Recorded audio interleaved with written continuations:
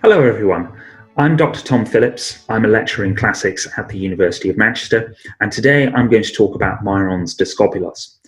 And I'm going to talk about three particular aspects of this statue: its formal features, the issue of realism, and the intellectual context in which the statue was first viewed in mid-5th century Greece. So I'm going to talk first about the statue's form. So let's look at the statue for a moment. So it obviously shows the discus thrower in the midst of his action. We see him about to throw the discus. And the kind of twisting of the body is its signature feature. We see the torso facing directly towards us as we look at it, and then we have these very kind of strongly marked oppositional diagonals created. So we have the right leg, the one that's closest to us as we look at the statue, forming almost a right angle with the torso, and then another right angle formed by the left leg, jutting into the right leg as it comes down. So we almost have this kind of S shape before us as we look at the body. So the arrangement of the body in the statue puts this violent twisting energy very clearly before us as we look at it. But against these very sort of sharp diagonals, we also have the curve of the arms, which creates a rather different effect. As we notice, the arms are almost in an exact semicircle, so they create a different kind of shape from those quite strongly juxtaposed diagonals. So the statue is energetic and violent almost in one sense, but in another sense it's also very balanced, very poised. So it creates this tension between exertion on the one hand and balance and control on the other.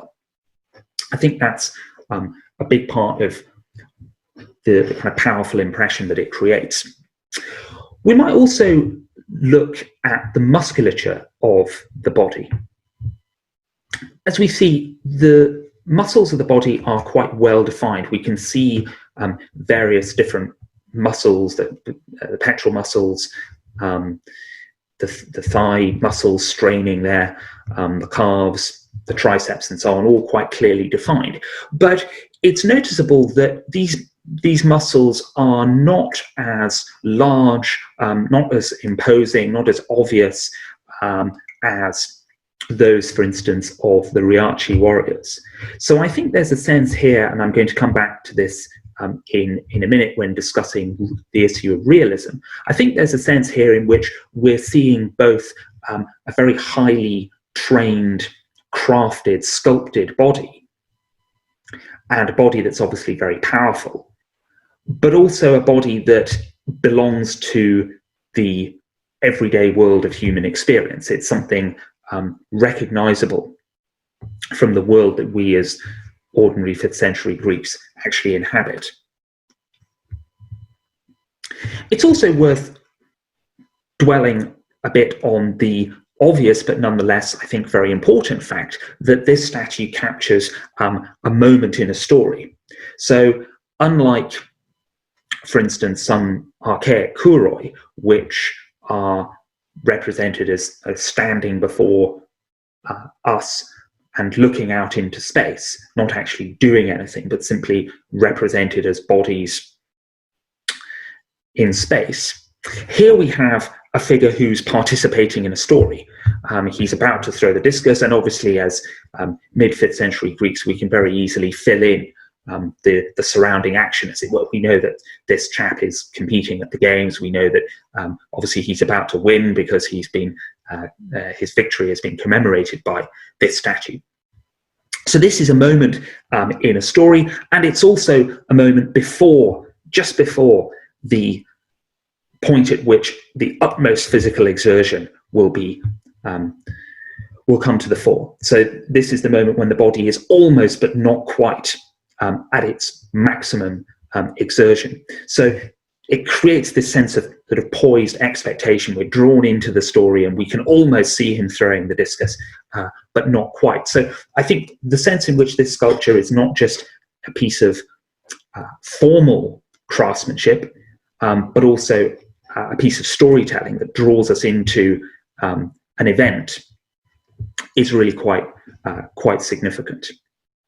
So that's the statue's form. Obviously, there's more to say about that, but those are the kinds of things that I think one can pick up on in making sense of this statue's formal qualities. But I want to move on now to think a little bit about the idea of realism.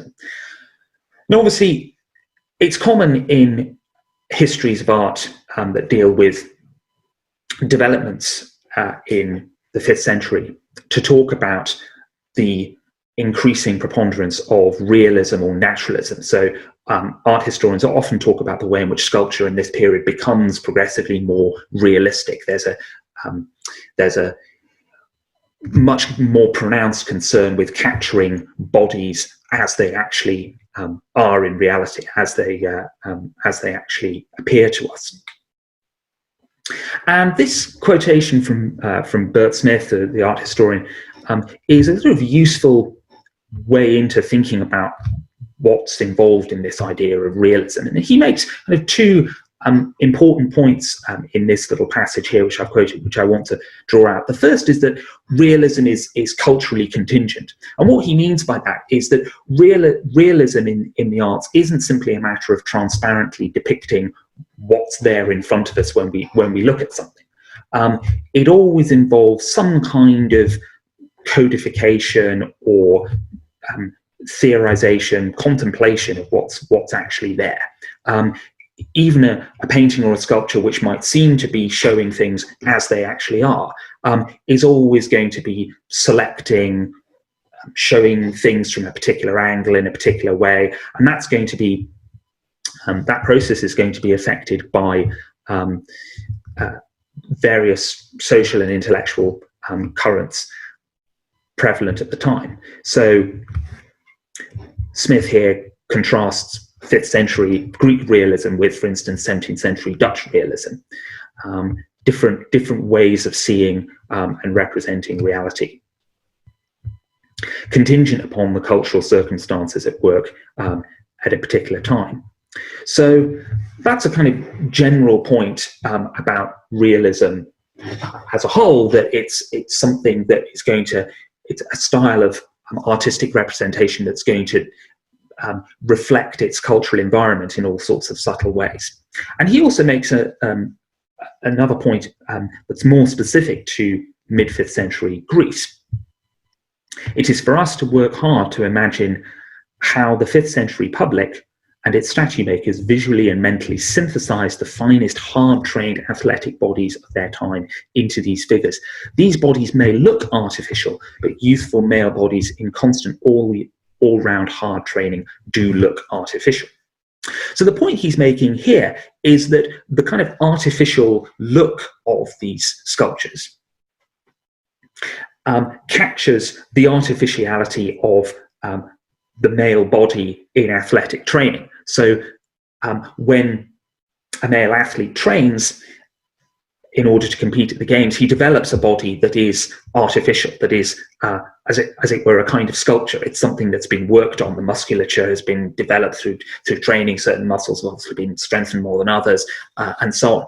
And the sculpture is kind of responding to that. So when we look at something like Myron's Diskobolos, it's, I think, important to bear in mind that the formal features of the sculpture are not simply a product of art. They're also demonstrating how athletic training actually makes real people look. It gives us a window onto the effects of athletic training and the kind of ethical commitment that athletic training involves. So just as making a sculpture is a long and laborious business, so crafting your body to compete in the games is a long and laborious business. So Smith's emphasis here on the artificiality of the body is helpful for attuning us to the way in which the sculpture enacts and celebrates order and proportion. We've already talked about the kind of formal balances that the sculpture achieves. It shows an action that's beautiful because it is ordered and proportionate. But it also celebrates the kind of order and proportion that emerges in the process of athletic training. So in the final part of this talk, I want to move on and look at the statue from a slightly different angle, by thinking about the kind of cultural environment in which people would have first seen it. And an important element of this cultural environment is epinician poetry. Epinician poetry is poetry that was composed to honor victors in the athletic games at Olympia and Delphi and elsewhere. And this poetry is celebratory. It commemorates individual victories. It celebrates the athletes for being favored by the gods, for being good men who instantiated the moral qualities that Greeks in the mid-5th century were expected to have, their ability to work hard in their training, respect the gods, respect their families and their ancestors, and so on. And one of the things that one quite often finds in epinician poetry, particularly that written for younger victors, is a focus on the kind of erotic qualities of the male body. And I've quoted two instances of this kind of thing here, one from a poem by Pindar and the other from a poem by Bacchylides. So in the first passage there from the end of Pindar's Olympian 10, we see this eroticization going on, the lovely son of Archestratus, whom I saw triumph with might of hand at the Olympian altar at that time, in form fair and with youth imbued. So Pindar here is emphasizing that Hegesidamus, that's the chap for whom the poem is written, is a mighty competitor with might of hand, so that there's this strong emphasis on his physical exertions, but he's also lovely. He's also kind of erotically alluring.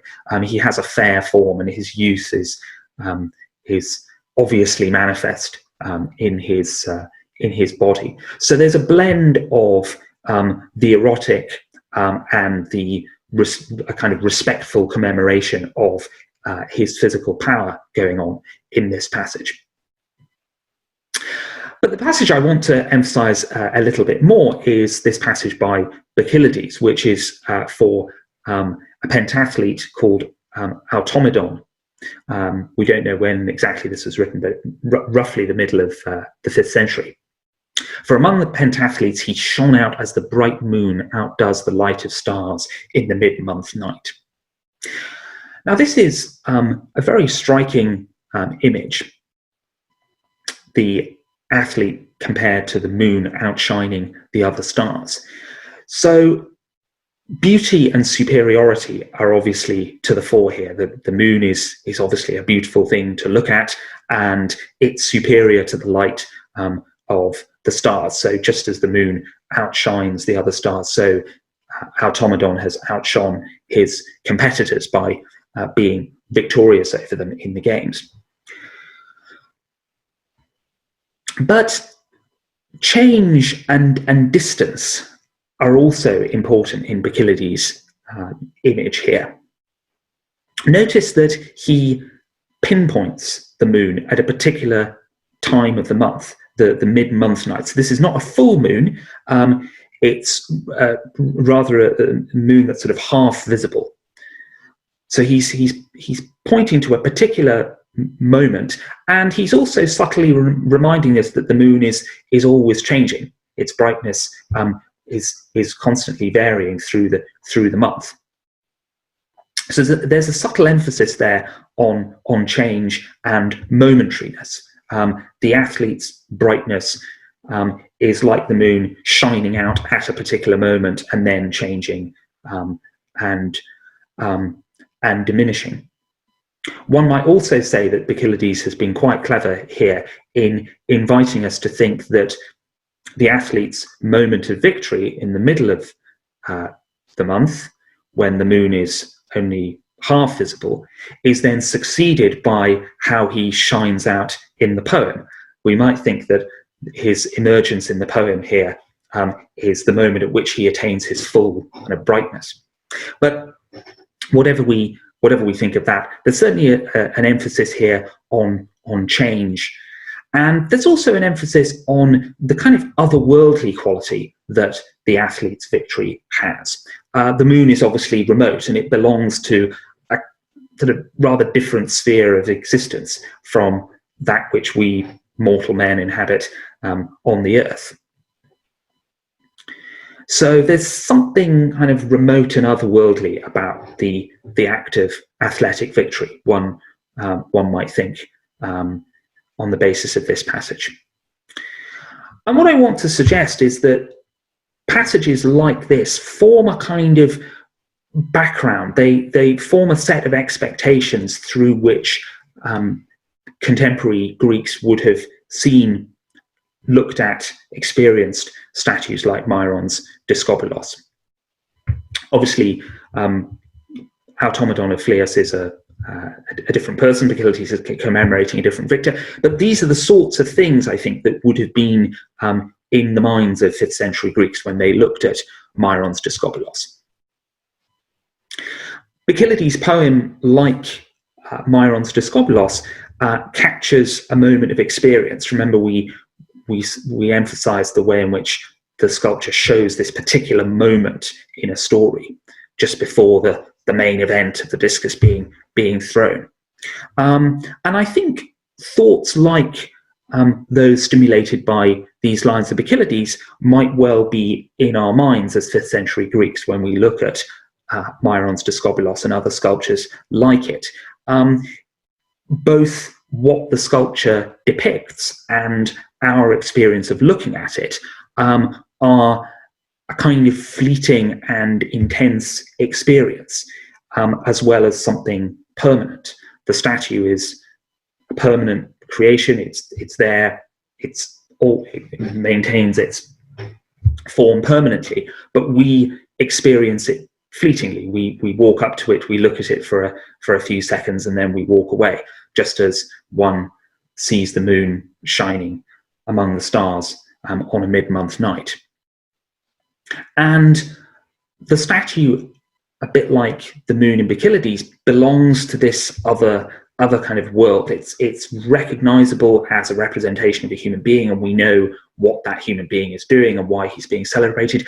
But it also has this slightly kind of otherworldly quality as well, because it shows human activity in this extremely heightened fashion. So those are some of the ways, I think, in which the statue would have appealed to its contemporary viewers, and some of the ways in which those viewers might have responded to it on the basis of other elements of their cultural environment.